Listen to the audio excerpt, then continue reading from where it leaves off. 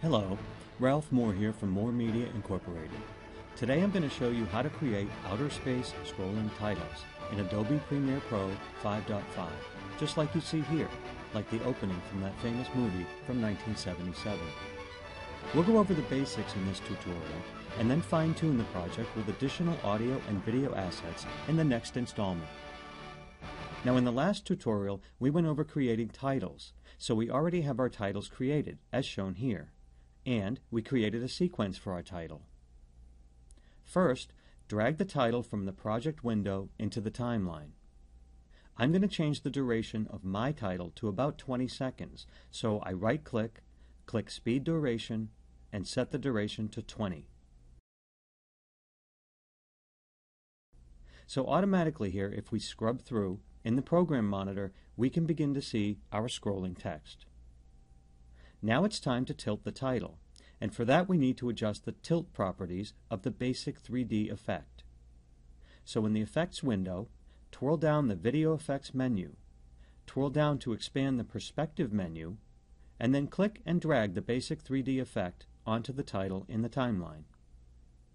As you can see, on the Effect Controls tab, the basic 3D controls are displayed. Now the only one we're interested in for this project is the tilt properties. So click the tilt value, type -45, and press Enter.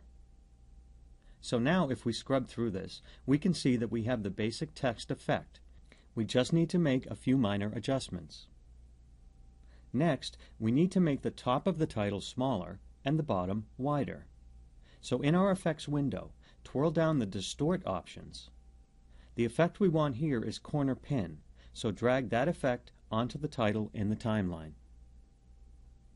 Now we're going to change the parameters of this effect. In the Project window, on the Effect Controls tab, we can see that our corner pin properties are displayed, with the horizontal values on the left and the vertical values on the right. We're going to change only the horizontal values of all four corners.